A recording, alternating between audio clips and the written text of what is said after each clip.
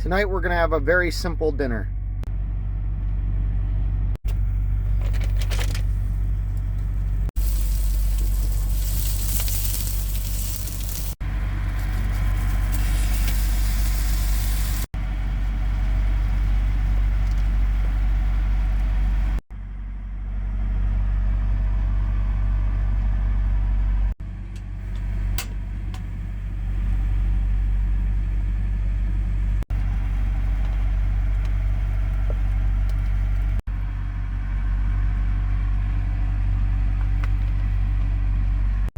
Cooking in your truck can save you hundreds, if not thousands of dollars a year.